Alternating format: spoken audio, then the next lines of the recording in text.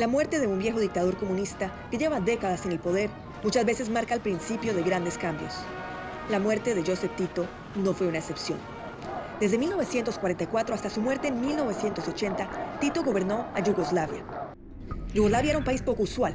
Estaba dividido en 6 repúblicas dominadas por distintos grupos étnicos y religiosos, incluyendo a los serbios, que eran ortodoxos, los croatas, que eran católicos, y los bosníacos, que eran musulmanes.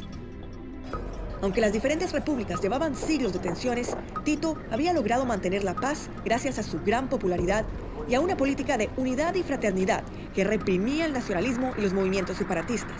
Pero después de su muerte, su famosa unidad se empezó a desmoronar. Todo empezó en Serbia, la república más grande y más poderosa.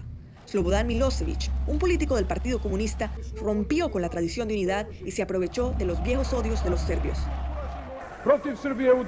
Tanto aquí como fuera de Serbia, los enemigos de los serbios se están juntando contra nosotros. Y hoy les decimos, no tenemos miedo, no le tememos a la guerra.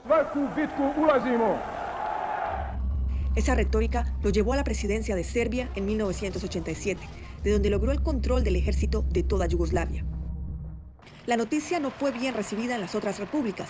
Eslovenia y Macedonia se declararon independientes. Pero cuando Croacia, una república que tenía una cantidad significativa de serbios viviendo en su territorio, trató de separarse, Milošević envió el ejército a proteger sus intereses. Fue el principio de una guerra civil que duraría años. Pero el conflicto más violento ocurrió cuando Bosnia y Herzegovina también quiso separarse de Yugoslavia.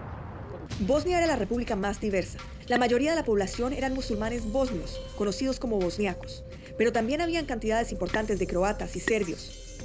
Los bosniacos, con el apoyo de los croatas, votaron por separarse de Yugoslavia y volverse su propio país. Pero la minoría serbia, que vivía dentro del territorio de Bosnia, rechazó la independencia. No piensen que Bosnia no se irá al infierno. Si se da una guerra aquí, los musulmanes probablemente dejarán de existir, pues ellos no se pueden defender. En el Parlamento de Bosnia, Radovan Karadzic emergió como el líder de la minoría serbia, y esas fueron sus ominosas advertencias. Al poco tiempo, los serbios que rechazaban la independencia de Yugoslavia formaron su propio estado dentro de Bosnia, con Karadzic al mando. Su plan era unificarse con la vecina República Serbia al mando de Milošević. Con el apoyo de Milošević y el poderoso Ejército Nacional Yugoslavo, el grupo de Karadzic empezó a tomarse poblaciones enteras en Bosnia, casi todas cerca de la frontera con Serbia. Donde habían musulmanes, las fuerzas serbias asesinaron a cientos de personas y obligaron al resto a escapar. Fue el principio de la llamada limpieza étnica en Bosnia, durante la cual los serbios buscaron expulsar a todos los musulmanes a la fuerza. La violencia causó un éxodo de musulmanes que huyeron hacia otras ciudades buscando amparo. Una de esas ciudades fue Srebrenica. Habían casi 30.000 personas refugiadas en la ciudad cuando llegó el ejército serbio en 1993. En vez de atacarlos directamente, el ejército rodeó la ciudad, impidiendo la entrada y salida de personas y, peor aún, de comida y medicina.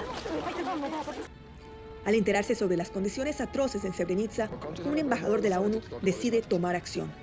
Diego Arria, entonces embajador de Venezuela en el Consejo de Seguridad, propone declarar a Srebrenica una zona bajo protección de la ONU. La resolución pasa, pero de poco sirvió. A pesar de las protestas de Arria y otros diplomáticos que visitaron la ciudad sitiada, las Naciones Unidas hizo poco por intervenir.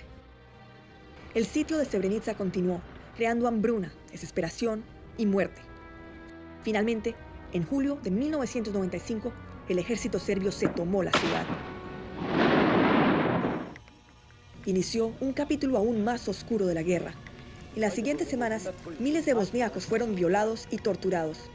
Cuando finalmente los serbios permitieron que los refugiados salieran de la destruida ciudad, los buses salían llenos de mujeres y de niñas. Los hombres y los niños musulmanes habían sido sistemáticamente exterminados, sus cadáveres abandonados en fosas comunes. Ante esta masacre, el resto del mundo finalmente reaccionó.